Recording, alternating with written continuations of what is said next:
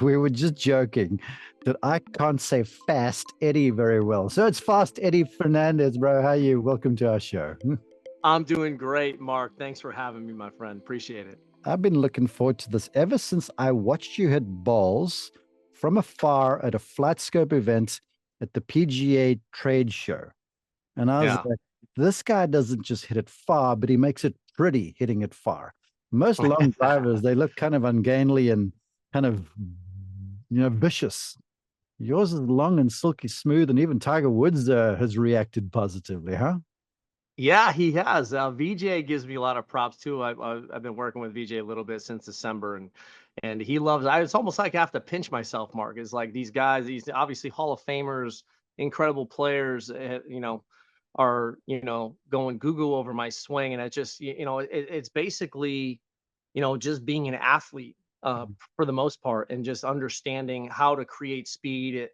And I was a very good athlete way back in the day. But yes, like Tiger, VJ, Bryson, a lot of these guys on tour have taken notice to what I do, and it's you know nothing short of like a pinch me moment for a lot of them, for I'll the most say part. so. People need to go. Well, look, the cool thing about this podcast, if you're listening on audio, Eddie is going to hit tee shots for us in his studio in Orlando too, which is cool. But first, Eddie, you corrected me. You need to update your media because I read 465 yards. You held the record for the longest drive, and you were quickly like, no, no, no, it's 480 yards right now.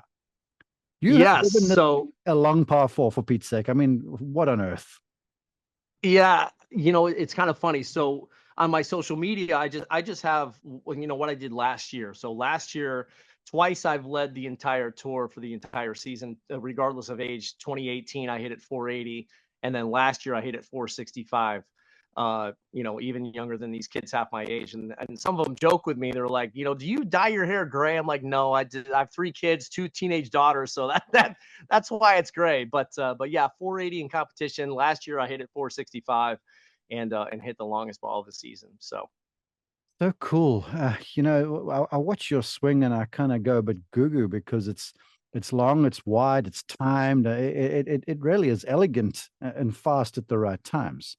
But now I want to yeah. ask you this, and this is the hook, and this is why I wanted to get you on the show for our global audience, is that on Hmm. your social media, I've watched you now giving lessons, and the proof is in the numbers where you helping guys, club golfers, pick up like 10 miles an hour worth of clubhead speed. So my question to you is it possible for every golfer to get faster? 100%. And the cool thing about it, Mark, the way I kind of came about this is to make a long story short, everyone, I've been getting guys reaching out from the tour, some of the best players in the world over the years, and saying, man, how do you make like 150 look so easy? Is your TrackMan juiced? Are you fudging the numbers? I'm like, trust me, I'm not fudging any numbers, just kind of how I do it. So, and they would always ask me, they're like, you know, how do you do it? Now, my answer would be, yeah, I have no idea. I'm just being an athlete, just trying to move dynamically, trying to move fast. Mm-hmm. And after about 12 or 18 months of that, I kind of little light bulb went off. I'm like, I really not only need to, but I want to figure out what I'm doing Yeah. because here I'm going to be 55 this year. Still can probably swing at 215 to 220 ball speed with a long drive driver. And I cruise at, 195 to 198 ball speed on the golf course and hit it pretty straight. So I contacted Dr. Joe Lacoste with Rotex Motion, amazing guy, Navy SEAL for 22 years. We've become very good friends. So we collaborated for 2 years. He's a biomechanist, just incredible guy. I said, Doc, I've got an idea and I want to figure out what I'm doing from the inside out. Like basically, how am I moving? How am I loading? How am I winding up Mm-hmm. to make it look, easy, so to speak. I mean, there is effort there. People say, "Oh, it's so effortless." I'm like, trust me, I'm moving pretty good, but it's more efficient. It's about the efficiency part of it. And what I wanted to accomplish with the whole coaching thing and developing a coaching program, what I do to help people, everybody has ligaments, tendons, a cuboid bone in the bottom of the right foot and left foot. And it's just, how can I apply this to everyone? How can I make this a coaching style to where, hey, I'm going to use what you have and add speed to it Okay. and efficiently and longevity. I knew I was doing something correct because, all through all these years, I've never had one back issue, knock on wood. Hmm. So well, I'm doing something right. Yeah. So what am I doing that I can apply this to other players, other golfers, the best players in the world, the 15 handicapper, to help them move better, and through movement help them hit it farther and have more fun. Lovely. Well, let's get to it in a minute. But before we go there, please, multiple world long driving champion Eddie, introduce yourself some to our global audience. A little bit about you before we go anywhere, please. Yeah. So my name is Eddie Fernandes, nicknamed Fast Eddie, which I Fast, got from Little League. I fast, used to throw in the Fast Eddie, fast, Eddie. which I got from Little League. I used to throw in the mid 70s as a 12-year-old on the mound as a pitcher. Mm-hmm. But yeah, I played for a living. I've won over 50 mini tour events, Hall of Fame, high school, college, state champion in high school, won 5 Division I college tournaments. Turned professional. Like I said, over 50 mini tour events. Best score to par for 3 days is 19 under. Made the finals of Champions Q-School in 2021. Did not get my card. Didn't finish in the top 5. But yeah, I've always been that player. So I'm like the anomaly, Mark, to where, I could play the game. Like, it doesn't matter. Like, I would say probably 98% of the long drivers out there have one shot. They hit a high draw or whatever, a draw or a cut.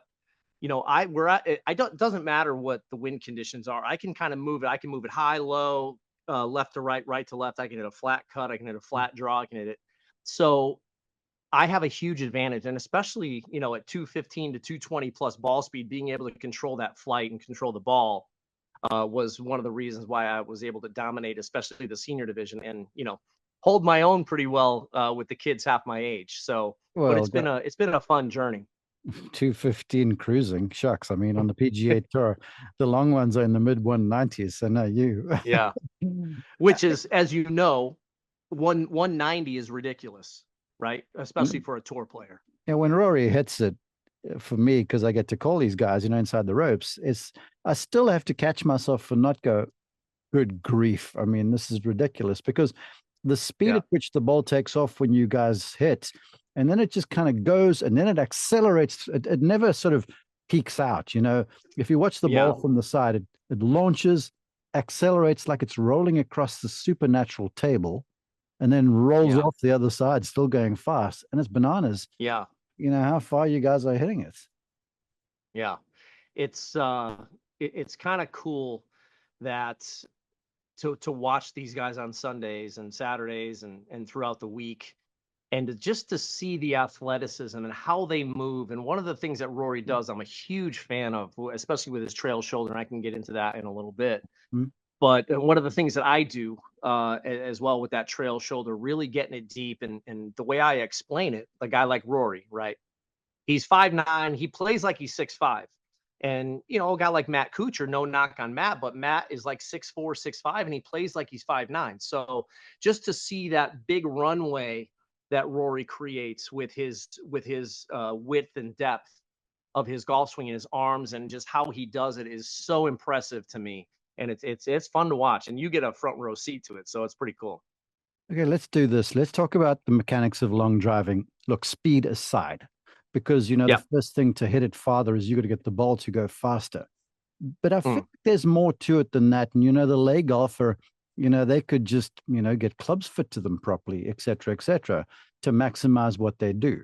But according to Eddie now, because now, again, I'm watching you help golfers, and all of a sudden they're 10 miles an hour club head speed faster. Yeah. As a teacher deep down, I'm like, that's not that easy to do. No. But yeah, we are. So the mechanics of it, what are the must do's if you want to hit the ball with a little more speed off the tee? Yeah. So the must do's, Mark, and I mentioned it before, it's about creating a bigger runway. So how do you do that? It's about creating that width and depth of, I want to open my chest, right, in the backswing, and kind of get that right shoulder nice and deep. So I'm creating more of of a big runway this way, rather than kind of getting that right elbow tucked into your rib cage here. So what I like to do is I like to kind of load through that trail foot. And this is a little nugget for your audience. The cuboid bone is massive. That's one of the things that the cuboid bone is the bottom of each foot, right and left. So, and it's a rotating bone in the bottom of the foot. So if I can load properly into that trail foot and wind up, because, I hear a lot of instructors and coaches talking about speed and trying to coach speed. And some of these guys don't hit it very far. So I just feel like a lot of guys, instead of trying to talk about how to coach speed or whatever, it's like, it's not, I just feel like it's not a jump. I'm not jumping at impact. I'm not going down and then jumping. It's more of a wind up to create that forced lead side in transition. And then, that left leg or the lead leg being a break, extending that. And that's kind of what moves the left foot. I see guys trying to manufacture moving the left foot all the time. And that happens as a byproduct of moving correctly, obviously winding correctly, because we can't unwind what we don't wind, and we can't unload what we don't load. So if we load properly, we can absolutely get the load and the force going lead side sooner in transition to create more ground force, to create more speed. If that makes sense to you. It does make sense, but I was muting myself a little bit over there for a while I was listening to you. I do want to say this, because you talk about the work of the feet in the ground, and I've seen you work with those Rotex plates and the torque that you create on the ground. But you talk about creating the big runway, and I want to go there first. Now, maybe I've got the cart before the horse, because the good golf swings work from the ground up, like you've talked about. Yeah. Where you talk about the big runway where the trail side opens up, and if you watch footage of your swing, it's high and wide and just beautiful. But I can imagine fans listening to you and watching you going, okay, well, how am I going to get my arms back in front of me? Because I get there and I feel like I lose control of the top of the backswing. Yet as I watch you play, it's not like you're spinning out of the way on the way down. You create the high and the wide, and it's almost like you give your arms time to get back in front of this entire mechanism on the way down. So I'm curious, once you've created this big, the transition just to match everything up and transfer the speed at the right time. Yeah, 100%. I remember, I want to get my arms and hands in front of me as soon as possible. They float, but I still get them in front of me. I don't want to have, something like, where I'm, the X factor stretch, or trying to really create more separation, just because the lumbar spine can't handle that. Because getting a little technical here, or from a body perspective, the lower 5 vertebrae of the lumbar spine can only rotate, the facet joints can only rotate 2.5 degrees about. Okay, right now. So if I try to really fire that lower half in transition, I'm putting a lot of pressure on my lower spine, on my lumbar spine. So I want to be able to get kind of like Tiger and Butch when they were on Golf Channel, and Tiger was saying the Olay. Yeah. Remember the Olay? Mm-hmm. So that's what a lot of players try to do. They try to create more separation in transition and at impact. And I just feel like I don't want to do that, because from a longevity standpoint, number one, from B, I just don't feel like efficient speed that's how it's created.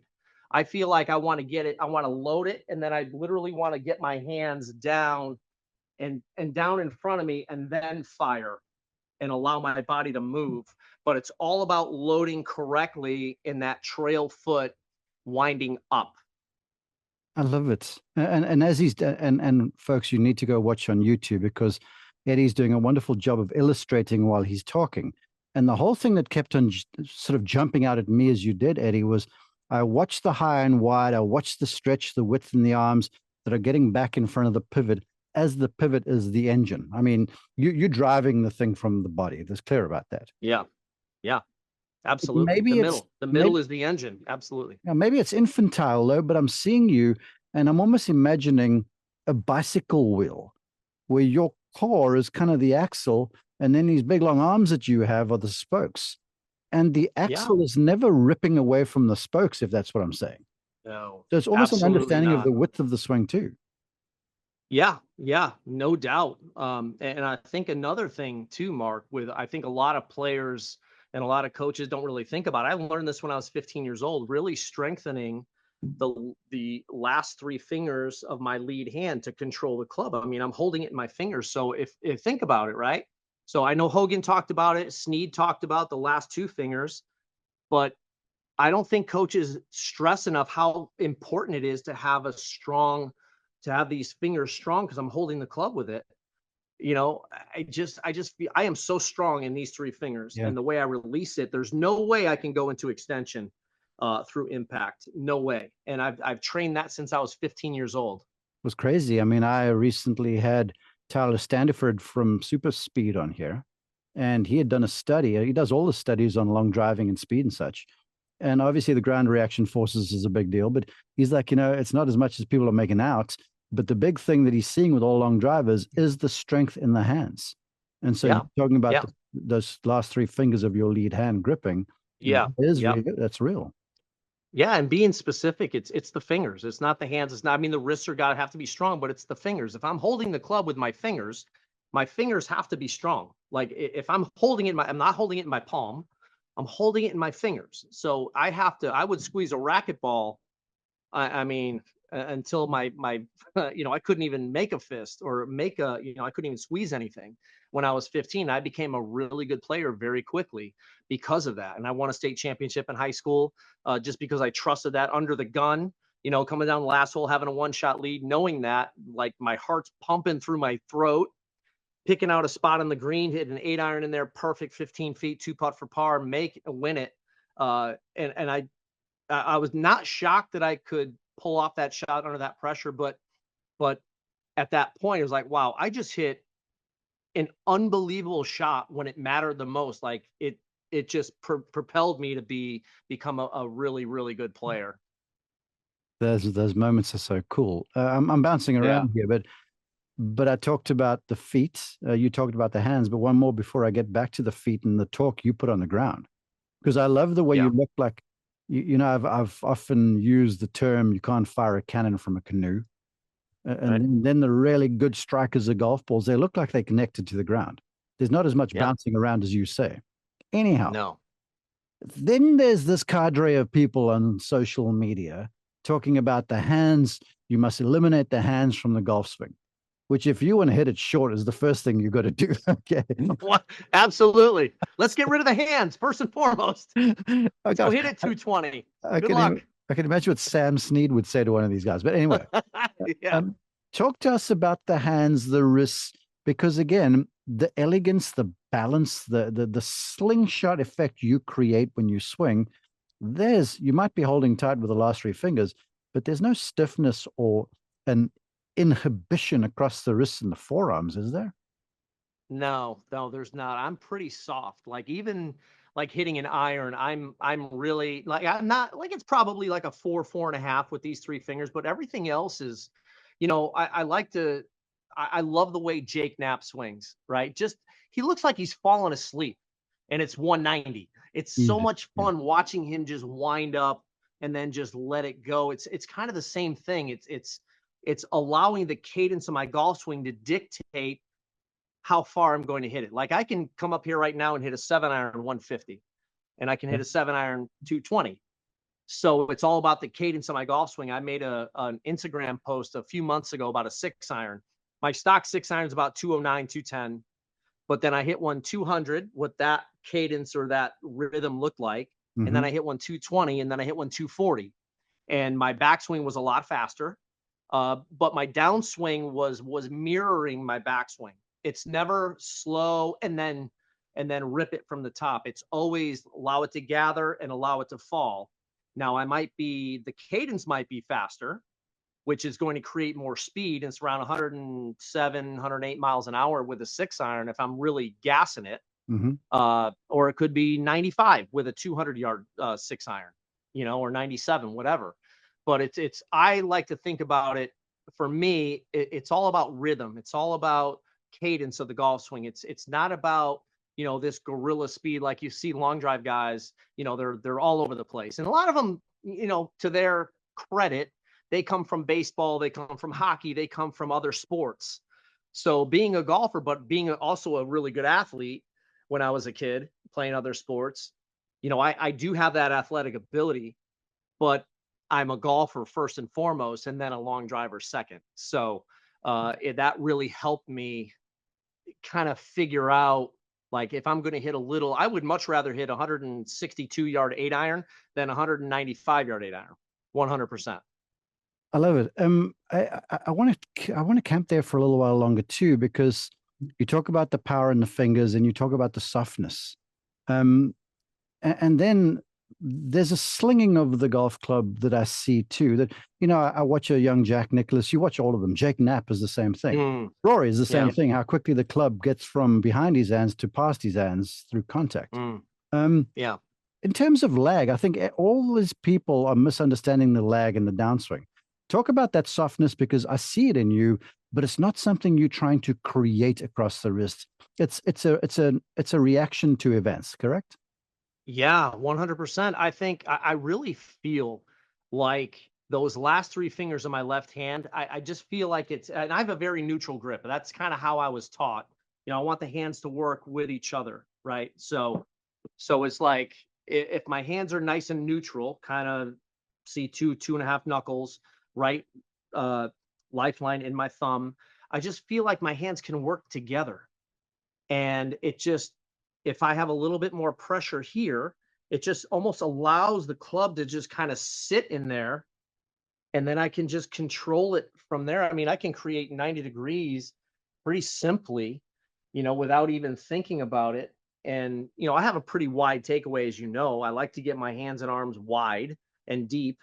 I'm not a big fan of early set for me. Like Lucas Glover, like if I worked with Lucas, I would never change that action ever.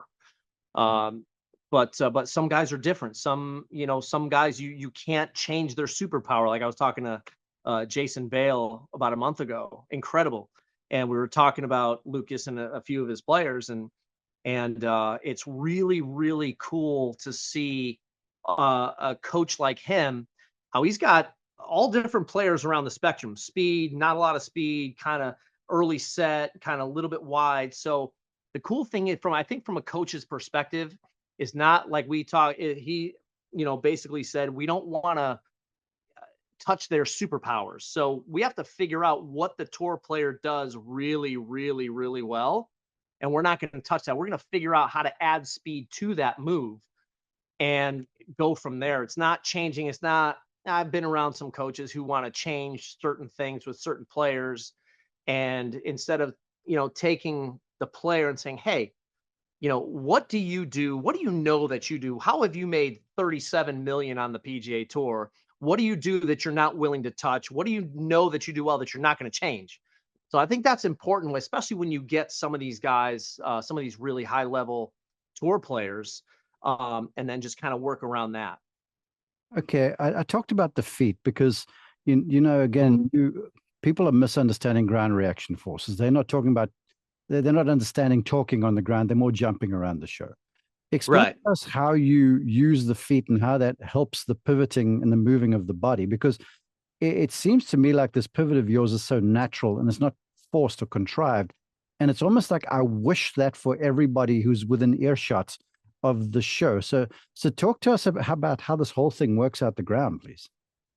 Yeah. So one thing we noticed with me, right? If my feet are here, I put some pressure in my trail foot, and I'm kind of, opening a pickle jar with my right foot. I've got the pressure back here in the cuboid bone, kind of where the little toe is, kind of right underneath the front of the ankle. So there's a bone there. It's a rotating bone called the cuboid bone, Cuboid. So when I was on with Doc and on force plates and gears and all this stuff, I'm like, man, I don't feel like I don't have any weight in the inside right of my foot. And when I was a kid, I remember, coaches trying to say, oh, you got to get the weight in the inside right of your foot and push off the inside right of your foot. I'm like, well, that doesn't feel athletic to me. I feel like I want to use my whole foot and kind of dig, just kind of grab that ground and kind of open a jar of pickles or peanut butter, whatever you want to call it, and wind up. So the spiral line of I've got we don't have enough time here to talk about everything, but that kind of helps load that spiral line in the body, which is a big rubber band. Mm-hmm. And if I can start in that trail foot, it's going to allow me to get so deep into that trail hip. It's going to allow me to get nice and deep. And again, going back to talking about the lumbar spine, if I have enough internal rotation, it's going to really leave my lower lumbar spine alone and not have any issues. You do that, folks. And again, audio listeners, what Eddie is showing there is the trail foot. For him, is right foot for right-handers. It's like when you start turning back, it's like your right foot's trying to turn to clockwise or trying to turn to the right. And that opens up everything. It's like your pivot is starting out of the ground. Yeah, 100%. You're demonstrating this, and I'm seeing images of Sam Snead on the way to the top of the backswing. Absolutely. Absolutely. I'm able to get, I don't even have to think about my right hip. I don't have to think about my shoulder turn. I don't have to think about getting my rib cage deeper. By starting into the ground, by focusing on my trail foot, it's allowing the head of my fibula, that little bony part on the knee, on the outside right of the knee, it's going to rotate. And then the femur is one bone. It's, the hip is going to go right with it. And then I'm going to be able to get deeper. And then you'll be able to see that logo on the back right of my shirt. So, and then there's other things obviously we can do to get deeper, but from the process of like just some of the players that I've started to work with, just showing them that, because most players stop that right shoulder and they kind of lift their arms a little bit. This guy. Yeah. Yeah. Pointing at myself. Yep. Yep. But true. I think it's really important though, Mark, to really focus on that trail foot is massive. Well, and then there's that beautiful flow effect throughout the body from the ground to the top. And then you talked about Rory's right shoulder, and you're right. It's almost like when he gets to the top of the swing, it's like his shoulder blades get closer together. Yeah. And if 100%. You look at him at the top, you can see the right shoulder on the other side of the head, but his hands don't disappear behind him. He's still got in the golf swing. So, so I'm guessing, and help me understand the biomechanics of this, if the right foot's doing this, turning on the peanut butter jar, then it allows the whole thing to open if you let it, if you, turning up and wide like you described, yes? Yeah, absolutely. 100%. Okay, lovely. We're going to have you hit in a minute, but now we need to get you back down and through the ball. So then on the way down, I'm guessing your left foot is turning the peanut butter jar back closed in transition, correct? Correct. In transition and impact, like at the like P7 in impact, just past impact. But in transition, the right foot kind of goes into eversion, where the right foot, it doesn't collapse in. Like I've seen, some tour players where their right heel is on the ground and they're at P8. I'm like, that's, you're headed for disaster from a body perspective. Mm-hmm. You have to allow the right foot to release, but the right foot, kind of what I do is I kind of allow it to go into transition. So if I'm doing this in the backswing, I'm doing the opposite, and then my right ankle is kind of coming up and out a little bit in transition and in an impact, and it doesn't allow me to get, so I'm super stable, right? My right knee isn't, or my trail knee isn't collapsing towards my lead knee, and I'm just kind of rotating. My hips aren't too far in front of my shoulder. They are leading, but it's not too far in front, and I just allow everything to get in front of me. And and here I am at 55, still popping out of bed. So, with no physical issues. So, I feel like there's a lot to what I do, and from what I'm coaching, other players and some of the best players in the world. So it's kind of fun to share some of that stuff with them. I want to say this, if we had to ask anybody right now to balance on a balance beam, you want to be relaxed, but there's strength in that relaxation. And the strength is across the core. And the strength is in the feet. You're going to be gripping on the balance beam with your toes if you don't want to fall off there, because you can wave your arms around the air all you like. That's not helping you if you're falling. Huh? Yep. And absolutely. And if I watch you swing, if anyone watches you swing, it's what Tiger commented on your video, that your lead hip never passes the lead ankle. And so you get the ball out in front of you, and the club can turn the arc and catch it on the up very easily and not. Yeah. So that front foot, I just want to camp there for a little while too, because when you do see it pop out the way, but it's the twisting in the opposite direction that's setting the whole thing in motion. Yeah. Yes. Yeah. So I'm rotating around the right cuboid bone, right? And then in transition, when I land with the driver, I'm rotating around the left cuboid bone. I'm not on my toes. I'm not on my heel. I'm right in the middle of my foot. Remember, the cuboid bone is a rotating bone in each foot. So if I land and I have the force and the pressure into that bone, and I'm allowing my foot just to move the way it was designed to, then it's just my left hip. As long as I extend my left leg in transition, it's just my left hip is going to go right behind my left foot, like Tiger said. And yeah, it feels it feels like I don't even have to think about it now. And I never really did until I really kind of went down the rabbit hole with Dr. Joe about how I do what I do and why I do it.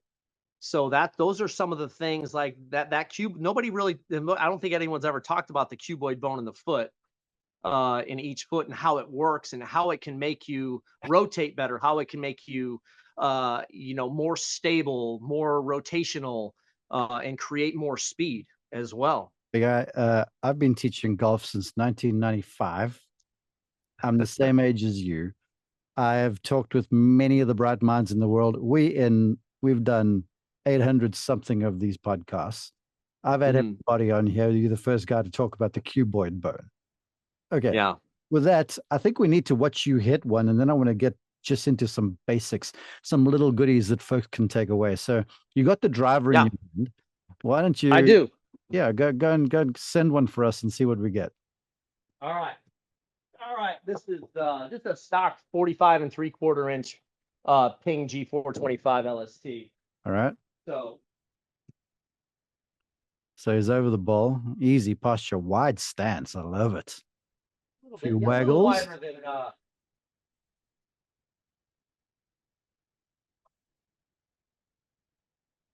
so that was about golf course speed. I'll take that little baby draw. 190, 198 ball speed, 351 total. I hit it just a smidge low on the face, so it spun a little bit, but I'll take 335 carrying the left center of the fairway. I'll say, I pity we didn't get the sound of the strike because it looked fast through contact. Okay, I want to ask you this. Let's Yeah. just bring a dose of realism for everybody because you've said Mhm. absolutely everybody can hit the ball farther or they can swing faster. Yeah. But distance is a function of ball speed. So I want to ask Fast Eddie, if you hit 10 drives, cruising speed, how many of those are mishits? I mean, how many do you really crank in the middle? And then how many mishits are there? Just to help people understand the reality of it. Yeah. So the reality, out of 10, I probably hit center punch, probably Okay. maybe three. The other ones aren't too bad of misses, but for a guy at my speed, if I hit it a little low on the face, little heel side, that might spin 1,000 more and go 30 yards less. Yeah. Whereas a little high on the toe side, that might go another 20 up, might go 380 at 195, 198 ball speed. So it just depends. That center strike is so important. Maybe just a smidge high of the center to kind of keep the spin down for high speed players. Okay. So let's just go through it. I want to talk about some elements, starting from the Okay. ground. I noticed you Mhm. folks, we were looking at Eddie hit one from down the line in his studio. But I noticed out of you with a wide stance, but your feet were flared a little bit, which I love. It's kind of old A little school bit. because the modern day golfers, I see them all kind of turned in and the feet are almost more kind of perpendicular to the target line a little bit. So talk to Yeah. us about tee height, ball position, and how you love the feet to be set up if you want someone to really smash it. So I don't mind, Mark, being like I flare my right foot out maybe 5 to 8 degrees. My front foot is out just a little bit more to allow that left hip just to kind of clear a little bit easier. But instead of, I've been with players, just to talk about that trail foot, for example. I've had players, well, they don't have very good internal rotation of their trail hips. So I'm going to flare out their foot 20 degrees. So what that does is it gives them a false sense of internal rotation of the right hip. They're not really rotating at all internally. So I would much rather get on Rotex and say, hey, this is what we need to fix. So we need to get more wind through that trail hip. We need to get more wind in the backswing to create more load or winding right? Instead of just putting a Band-Aid on it and flaring out the foot. Got you. You know, when I'm trying to mash it a little bit, I will flare it out just a little bit because I'm trying to get really deep. And then, what was the second question you asked me? Ball position and tee height. Ball position, left heel, left instep.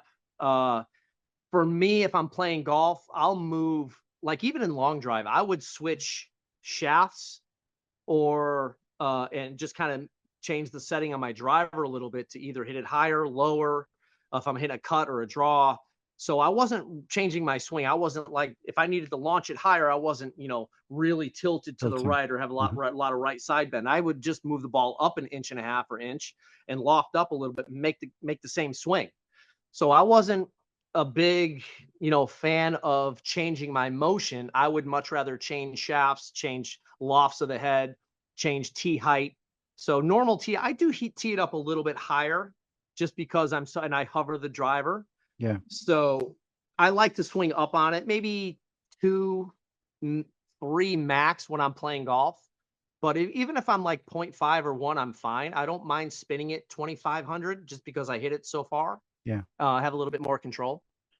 I'm going to digress for a minute because you said something that's a crusade of mine right now, because I feel like a bunch of golfers are on a collision course with back injuries.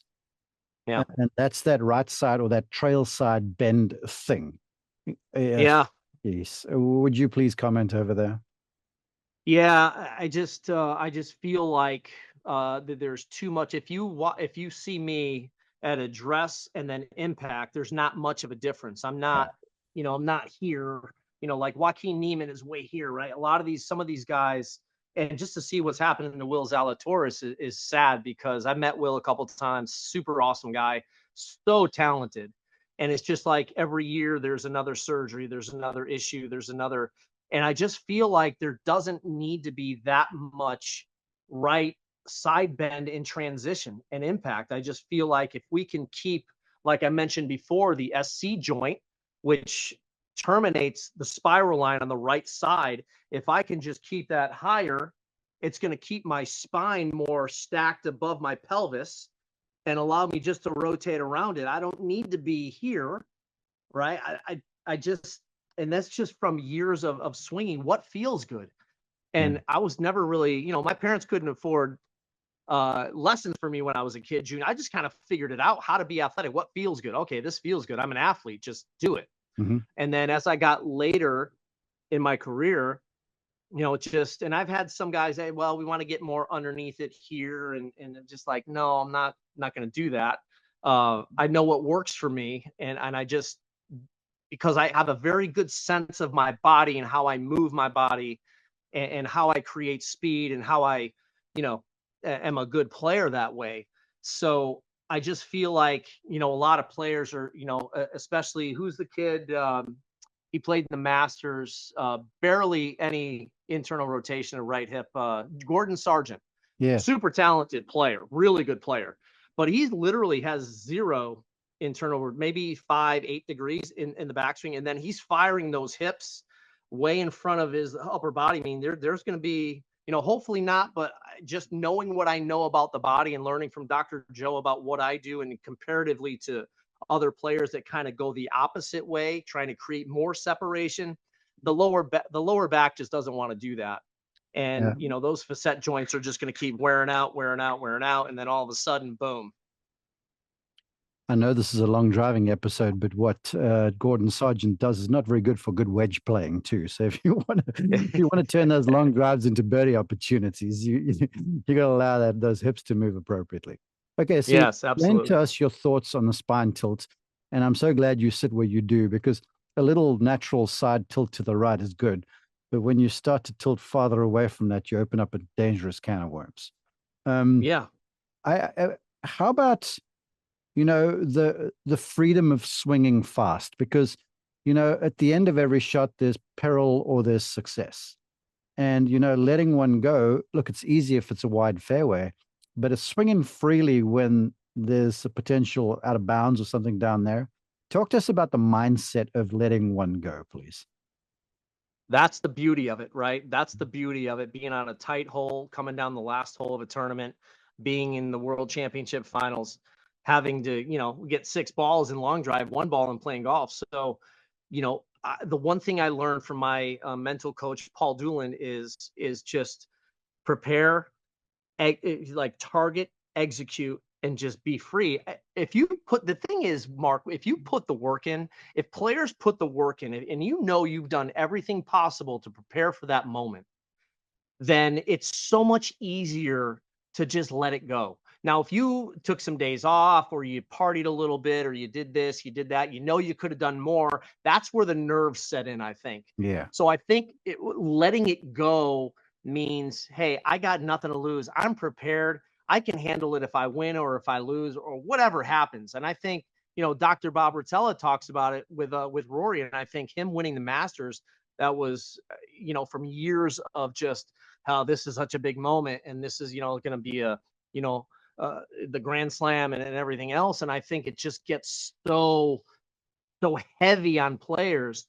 But I think preparing, taking one shot at a time, like Scotty Scheffler does it better. And I know Teddy Scott pretty well. Just amazing how Scotty can just one shot at a time. He's like the master at one shot. It doesn't matter if it's Thursday on the second hole or Sunday on 18 at the PGA Championship. He's doing the same thing, going through the same exact thing.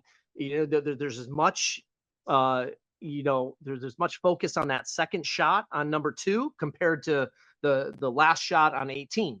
So I think with players, I think they get too sucked into, oh God, there's so much writing on this. And I think if you just prepare and mental preparedness in golf, as is that kind of like what put me over the hump. I wish I had my mind now when I was playing back in my early 20s, because I am so much more prepared now to play good golf. And I don't even play.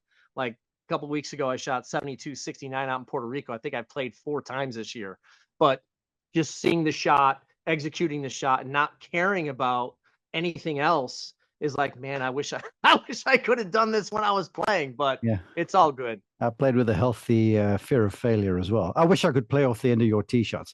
Okay, there's one more one more thing I want to ask you, because we've now promised people they can swing it faster if they understand how to move, if they understand how to use their feet, what real ground reaction force is, and it's not just jumping off the ground. Right. Creating the size, playing open, if you will, both back and through. And then not being in a hurry with a pivot, the arms have got to accelerate, stuff like that. How about practice? Practicing for long driving. Advise the listener, viewer at large, if you're going to go work on speed, aside from getting flexible and such, what are you going to do on the driving range? Yeah, glad you asked. Let me show you something. All right. So really quick. So this is the driver that I developed. It's called Hits Golf High Intensity Impact Training System. And it's a little bit smaller, 360 cc's. Basically, long story short, I was swinging the speed sticks back in 2014 to 2017, swinging at air, just kind of going all out. Didn't really gain anything on the golf course. Ultimately, my wrists were sore, elbows, shoulders, whatever. And what happened was I woke up one day with tendonitis in both elbows. I'm like, I'm not swinging those things anymore. I'm done. And then it kind of dawned on me. I'm like, well, what about hitting balls with a different weighting, so kind of a variable weighting system, maybe a little lighter, a little heavier, a little somewhere in the middle. And in 2018, I just kind of started climbing the ladder. And then it was almost like, wow, I dominated from 2018 to last year when I retired from competition. But this driver is basically, swinging and hitting balls as fast as you can with different protocols. We just launched the product 2-3 weeks ago, and it'll be out in September. But it's hitting balls at speed, and there's all kinds of things that I've done for it and helping players gain speed. But there is an element of, hey, if you want to cruise at 120, that means we have to push the limits, and you have to swing your driver 125, 126, 127. Because I get asked all the time, it's like, Eddie, how do you make 134, which was the last one I hit, look so easy? And I'm like, well, because I have 147 in the tank. I'm just backing it off because I have so much more of on the higher end that I'm just backing it off. Literally feels like I'm chipping a 7-iron. So training for speed is very important, but training for speed the right way, the correct way, effectively and efficiently is so important. And, the body needs a bracing effect at impact. The body needs something that's called an anticipitory muscle contraction, which is basically protecting the joints, the muscles, the fascia, the tendons, the ligaments at impact. So instead of the energy going into your body, now it's going into the ball. So, and that's what the whole thing is. And that's when you see all these players gaining 6, 8, 10 plus miles an hour in a session, the higher number is basically kind of a glimpse of where they can get to in 6 to 12 weeks. And that's usually pretty much right on the button.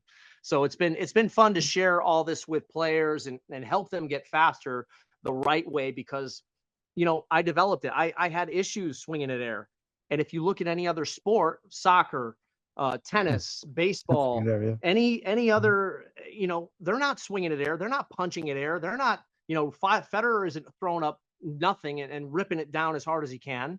There has to be some type of impact. And that's kind of what I learned. And ever since I started doing that, I just kind of went right through the roof in speed and efficiency in my body and everything else. Before we let you tell people where to get those, I need you to hit one more drive, please. So, all right, open up and let one go for us. Talk us through what you're going to do there. All right, let me see if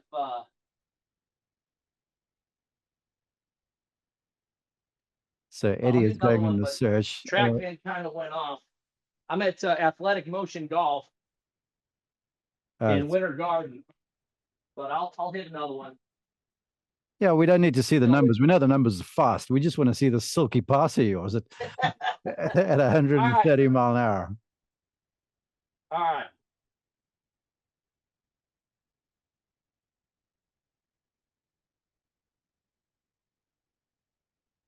Oh, crushed. So, yeah. So 2 for 2, 2 center punch, both of them. That was probably the same 198 ball speed as the one before. But just, I'm just allowing my body to gather. I'm allowing the shaft to gather. I'm allowing my body to kind of wind up naturally. And a lot of the work I've done allows me to do that, with especially Rotex. Rotex is like the golden jewel, in my opinion, because ever since I started using it, I pop out of bed every day. My body feels awesome. And it's literally 5-10 minutes a day. And it's incredible. So I want to one more quick observation about the golf swing there. I love how you don't look like you're trying to get fast onto your lead side either. It's like you high and you wide, and it's like the club's getting there before anything else. I know it's not happening, but that looks like it's an event. Patience. Too many players are impatient from the top. I have a lot of patience from the top because I know where it comes from, and it doesn't come from ripping it down from the top. It doesn't come from, anything lifting. It's about getting allowing, like I talked to VJ, allow that shaft to gather. I mean, there's no one really more elegant than him when they swing. I mean, VJ's still 62 years old. He's still allowing that shaft to get really deep. It allows it to gather, and he allows it to fall. And that's kind of the same mentality I have with my golf swing. And then all of a sudden it's, 360 or 370. Hopefully in the fairway somewhere, or between the pipes. Yeah, I'm about to go and try this, but first, I need you to please share, Eddie, where folks can find you, what's the social media, where they can get the hits driver, et cetera, et cetera. Share the details, please. Absolutely. So my personal or my golf Instagram is at FastEddie480, which is my longest ball in comp. Yeah. So Hits Golf, HIITS golf.com. And then our Instagram is at Hits Golf, HIITS golf, which stands for High Intensity Impact Training System. And then, have these guys at Athletic Motion Golf with Sean Webb and Mike Renato, and they're awesome. So they're huge fans of what I do. I'm fans of what they do. So it's been a lot of fun. I get to come here and film and do all my stuff here with them. And it's been a great partnership. Anytime you're in town, anytime you're in Orlando, come by and stop in and we'll chat. Maybe I'll put you through a speed session, see what you got. I'll happily take you up on that, because here's the truth. I dream about your golf swing. Okay, with that, appreciate you so much. A fantastic insight. I'm so glad you would join us and be so lavish with the information to help people, because everybody wants to drive it longer, and everyone Yeah. can afford to drive the thing a little bit more long and slightly more accurately too. Yeah, I think with the golf ball rollback, Mark, I think it's, within 2 or 3 years, if it actually happens, people can't just go out and buy a lighter shaft and swing it 2 miles an hour. They're going to have to figure out a way to move faster. They're going to have to swing it faster. And that's, ultimately what we want to do, but do it in a manner that's more efficient, that you're moving your body more efficiently, and just, from a longevity standpoint, how do you move? How are you able to move better? How can I create more speed by moving better? And that's pretty much what I've spent my my time doing, really understanding what I do, and helping players do the same thing. Well, like Gary Player said, he always said to me, he goes, Mark, you're a really good teacher, but I'll let you teach me when you can beat me. So in other words, Yeah. you are emblematic of everything that you advise people. And again, world champion, you make it look so easy, but the proof is in the pudding. So thanks for coming to join us. I appreciate you. Yeah, my pleasure, Mark. Thanks for having me, my friend. I'll talk to you soon.